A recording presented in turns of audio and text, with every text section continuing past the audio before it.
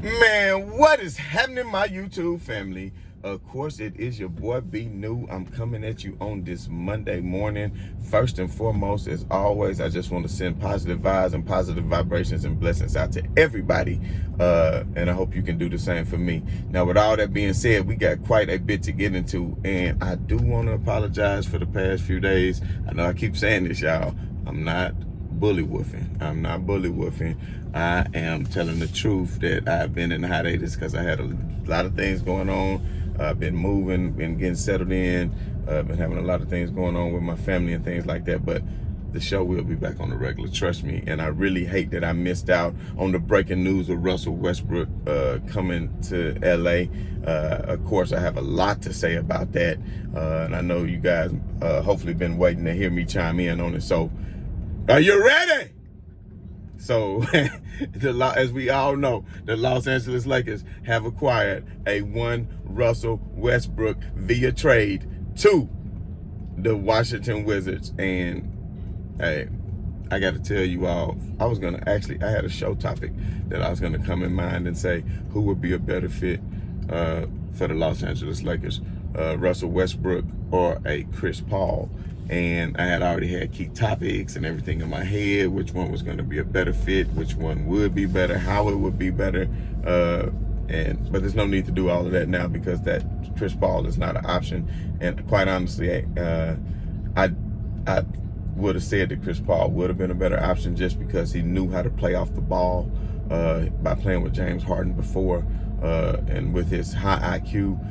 And he doesn't have nearly the turnovers that Westbrook had, that I figured Chris Paul would have been a better fit, and plus good chemistry with him being a good friend of LeBron James. But that's not going to happen, so there's no need to talk about that. So let's talk about Russell Westbrook. So the way I look at it is Westbrook, he's been a great player, of course, through the years. He has never won a championship, and he's had great teammates. He played with Kevin Durant for a number of years. Then he played with Paul George and Carmelo Anthony in OKC. Then he played in Houston with James Harden. Then last year he played with Bradley Beal. And we all know how each one of these seasons turned out. I want to say Westbrook, while making it to the playoffs, was eliminated very early within the playoffs. But now we're going to see the greatness of one GOAT, LeBron James, and he's going to be able to turn that zero into a hero. And I'm not calling Russell Westbrook a zero by any means, y'all. So just calm down before you get your feathers ruffled. He wears the number 0, just like Dame Dollar. And of course, they've had their battles. But now you're gonna be able to see how great LeBron James is as far as elevating Russell Westbrook's game. And me personally, I think it's a hell of a fit. And I know a lot of people are saying it won't work because of chemistry issues. It won't work because Russell Westbrook isn't a shooter. He's not a knockdown three-point shooter. Blah, blah, mother and blah. Man, nobody want to hear all of that. Let me just tell you something. When you have a high motor like Russell Westbrook has, and you have a willingness and a want to win, then trust me, that's something that LeBron James has as well. He really wants to win. And I think I heard Chris Broussard or somebody say, well, Russell Westbrook likes to play slow. I mean, he loves to play fast, and LeBron James likes to play slow. Man, you smoking. Now, you might be talking about in a half-court set that LeBron will slow it down and take a whole lot of dribbles. Okay, I give you that. But when it comes to fast breaks, LeBron James loves to play fast. He loves to get the ball up court. He loves to play quarterback and throw it all the way down court. And he always puts it on the money. And him and AD connected for a lot of touchdowns, so to speak, as far as throwing that ball all the way down the court and getting quick and easy baskets. So I can see that the showtime is going to be amped up to a whole nother level. And with Westbrook being from LA, I actually said this a couple years ago, that it would have been good for Westbrook to somehow find his way back out to LA and maybe get on the same team with LeBron James, because at first when Kyrie went to the Nets, I said, man, what if Westbrook could go to What if Westbrook could go to LA? How crazy would that be? But, you know, people say that Westbrook isn't a good point guard, he isn't a good shooter. But you're talking about a man who averaged triple doubles. And I know a lot of people say, I mean, for a season now. And I know a lot of people say, well, he's just stat pad and he get a lot of rebounds. Okay, I will give you that at some points when Westbrook has been guilty of at the end of games making sure he got a triple double when it wasn't necessarily so. When you see LeBron James, you rarely see him do that. If he's close to a triple-double, I forget the stat, I'm going to have to go find it, but LeBron James, over 100 different games, was short by a triple-double by 1 rebound or by 1 assist. So he wasn't out there trying to force or press the issue because, you know, his main thing is just winning. So that's what we want Westbrook's main thing to be, is just winning, and I'm pretty sure that is what he is going to do. Now, it was maybe about a month or so ago. And go look at my video. I pulled this up where, and I think maybe Shannon Sharp or somebody had a segment about this on one of the morning shows, who said that Anthony Davis and LeBron James started following Westbrook's wife on Instagram. And then people's like, maybe it's not such a big deal. Maybe it is. And then I for one said, well, hold on. Now, you don't all of a sudden, at the same time, sit up here and follow somebody's wife. Like, okay, if AD had just followed her, that's something different. If LeBron had just followed her, then that's something different. But both of them following her at the exact same time, man, we should have knew better. And I sat up there and said, well, hold on, this where there's smoke, there may be fire, or maybe they just friends, but come on now. You can know that they've met. So trust and know that LeBron James, AD, and Westbrook all met and somehow made this possible. So I'm pretty sure, and there have been reports saying that LeBron James, Westbrook, and Anthony Davis did all meet and discuss how they would mesh and play well together on the court. And one thing for sure is that they did meet and had that meeting, and that I'm pretty sure that Anthony Davis agreed that he would play more center and LeBron James would play power forward and let Westbrook run the point, which I think is a great idea, because now it's going to allow for Westbrook and for Anthony Davis to rest during the game, because Westbrook can pretty much facilitate the offense. Think about it. He can bring the ball up court. He can handle any kind of defensive pressure, bringing the ball up court. That takes it out of LeBron James' hands. And then once you get it up court and initiate offense, then you get a ball back to LeBron. And then Westbrook, like I said, he learned how to play off the ball with James Harden in Houston. So it took him a while to figure it out, just like it took Houston a minute to figure it out, and then they became a worthy adversary. And then same thing in OKC, they became a worthy adversary. And then, of course, in Washington last year, everybody says, oh, well, look how pathetic Westbrook is. Oh, he's washed up. Oh, he's a stat patter. And then lo and behold, he puts the team on his back. And even Bradley Beal said he's one of the best teammates he's ever had, just because of his work ethic and how he plays. And then, as you can see, the Washington Wizards, although they didn't make any noise, were able to make the playoffs. And let me tell you something. Besides from Bradley Beal and Russell Westbrook, they had a terrible team. They had a terrible team. For them to be even in the playoffs was an accomplishment. So what I'm trying to tell you all is LeBron James is one of the best ever, if not the best, at making teammates better. So for everybody who says LeBron James doesn't make teammates better and gives out examples like Kevin Love and all Chris Bosh and dumb stuff like that because players had to take a backseat and they went from a primary scoring option to the third option, use your brain, people. If Kevin Love was the number one option of a team, he was making 20 and 10, and then he goes to the third option, then automatically he's going to take a step back. It's not because LeBron James isn't making them better. LeBron James was still giving him wide open threes a lot of times that Kevin Love just simply was not knocking down, as we all know. So, to me, I know that Westbrook is going to be successful playing with LeBron James, and it might take them maybe a few weeks into the season to figure it out. So if they start off slow, then don't let it get twisted up. But I'm telling you something right now, I just feel like they're going to come out the gates pounding, because when you look at teams like Denver, with a Jokic and a Jamal Murray, and you look at teams like Utah who spread the floor and do all of that, let's not forget the Lakers hang their hat on defense. And LeBron James, even though he is long in the tooth, he's been playing good defense. And before he was injured last year with the ankle injury, we know what his defensive shares were. Up there with the highest in the league. We know what his defensive win shares were. We know how great Anthony Davis is on defense. We know Russell Westbrook is not a slouch on defense. Now, the Lakers, if you ask me would I rather have Buddy Hield, the answer is probably yes, because of the ability that he brings to spread the floor, be able to knock down threes, and be able to get to the rim. And plus, he's way younger, and his salary's not much. Because, correct me if I'm wrong, but Russell Westbrook is going to be earning $42 million. LeBron James, $41 million.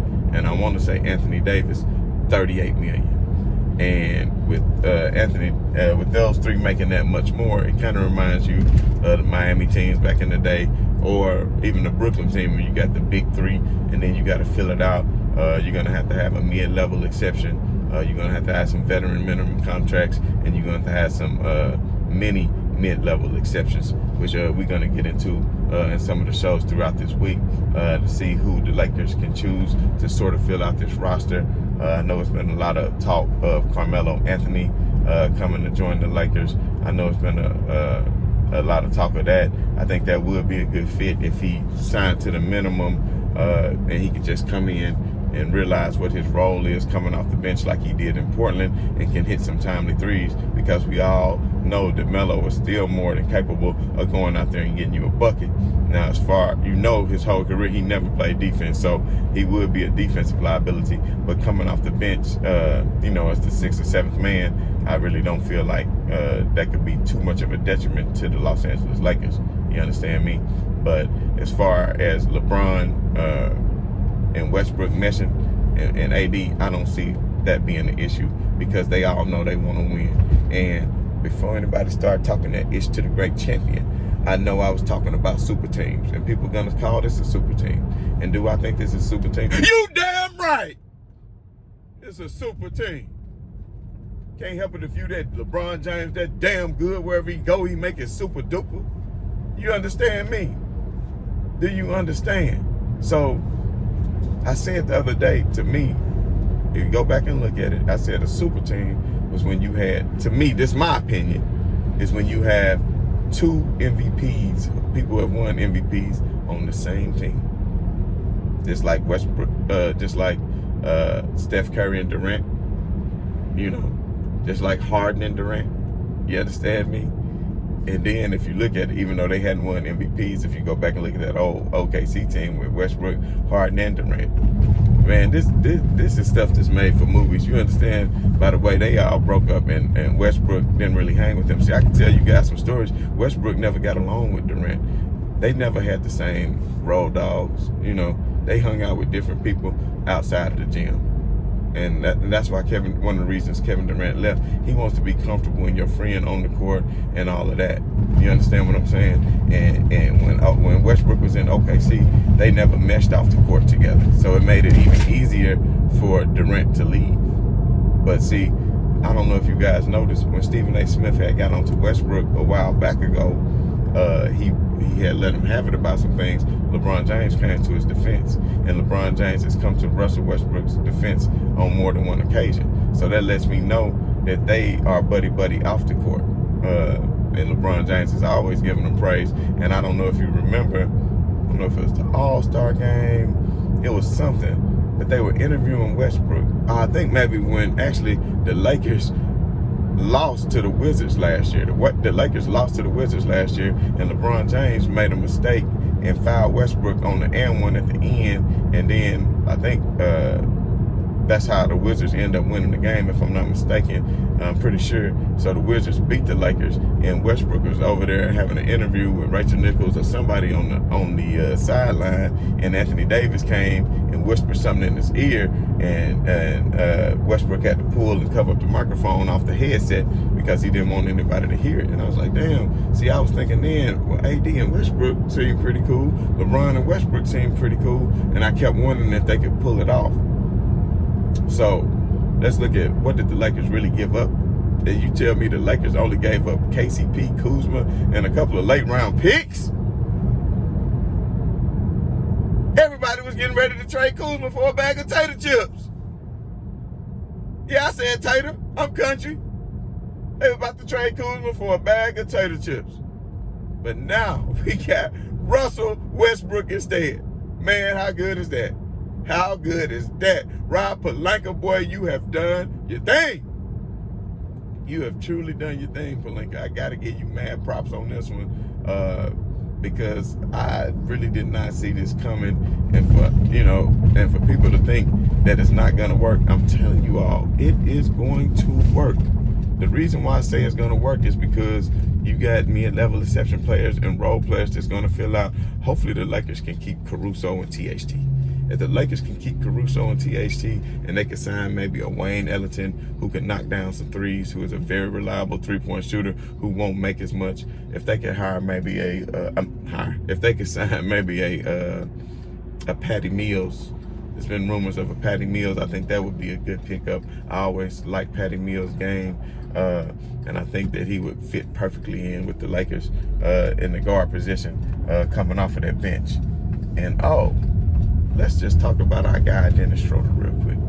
So, Dennis Schroder came in first. You didn't want to be coming off the bench. You said that you had to be a starter. LeBron James swallowed his ego and says, you know what, we do need a point guard. We need another ball handler. I seen this kid game. He got some game in him. He can play.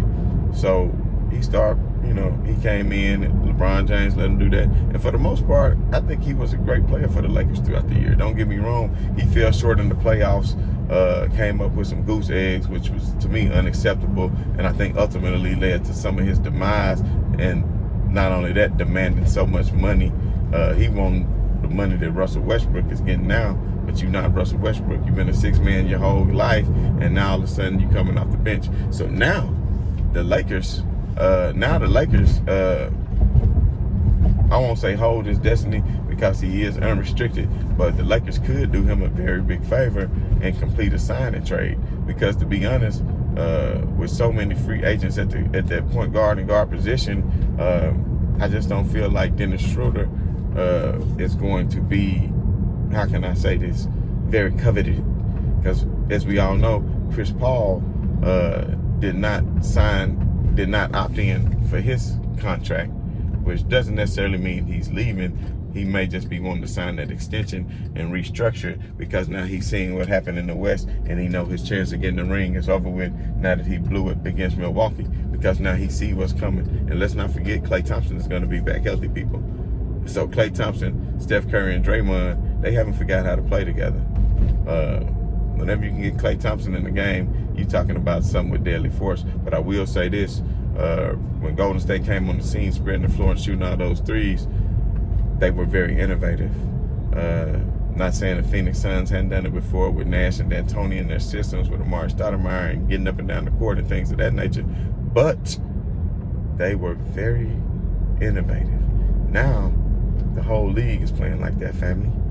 The whole league is playing like that, fam. So I think a healthy Golden State team next year can, make the top four. I think they can make the top four. I honestly do. But we shall see. It's all remain to be seen. But with all that being said, Chris Paul, Dinwiddie, trying to think what other guards they had left. I think Mike Conley was a free agent. I think that would have been a good move for the Lakers, but he long in the tooth and he stays injured. And that's one thing I like about Westbrook now. He doesn't stay injured all the damn time. No knock on Anthony Davis, but hopefully Anthony Davis can get real healthy and get himself together. So now, if we look at the big three for the Lakers that's making that money, like I said, $41 million for Westbrook, $44 million for Westbrook, $41 million for LeBron, and $35 million for AD. But that damn Luau Dang Luau Dang. Still up here paying you $5 million. It'll be the last year he'll get his $5 million. But when you talking about finessing, boy, that boy made a living out of finessing. Man been getting paid the past 3 or 4 years, ain't even played. It's a guy for the Mets. I have to look it up. It's not. Damn, who is it? whoever it is, he's still getting paid like on a 20-year contract, fam. A 20-year contract. Zebo did that too to Portland. Got paid years later, took a deferred contract.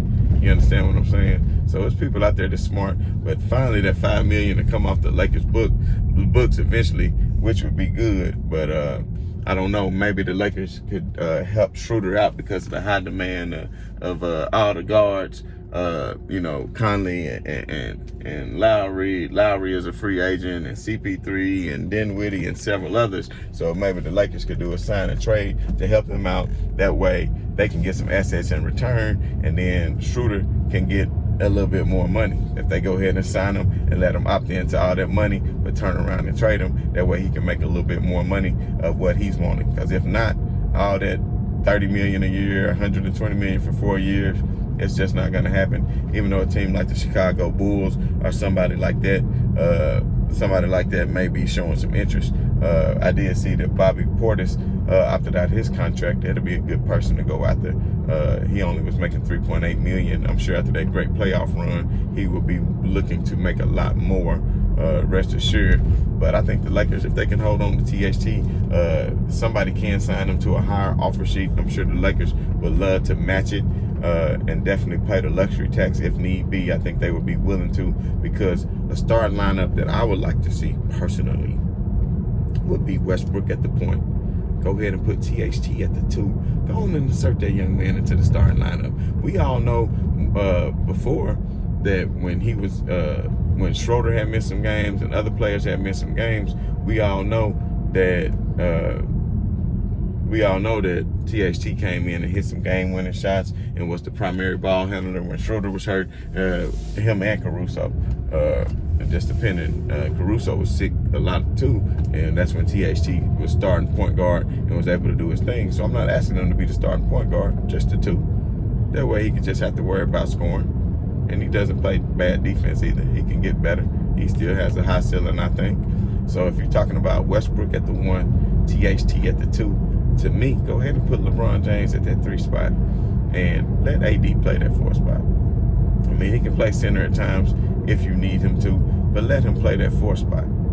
And when he plays that 4 spot, go ahead and let Marc Gasol get that 5 spot, because the Lakers still have Marc Gasol. And I know a lot of people were displeased with Marc Gasol, but they was displeased with Marc Gasol because the Lakers was losing and they was looking for a scapegoat to blame it on. Let's just be real. Marc Gasol is a big man who is still capable of spreading the floor. To me, I was giving him his praises more so than Andre Drummond. Initially, I thought Andre Drummond was going to be a hell of a pick for the Lakers, and that's all that they needed, because he can get rebounds and crash the boards and do what he could do. But ultimately, he's just not a good fit, because the way he plays the game is not conducive to what the Lakers and most teams in the NBA are trying to do nowadays. Now, we did see Aiden in the finals, and he's more like a traditional big man who doesn't spread the floor. But like I told y'all before, the Phoenix Suns is only there.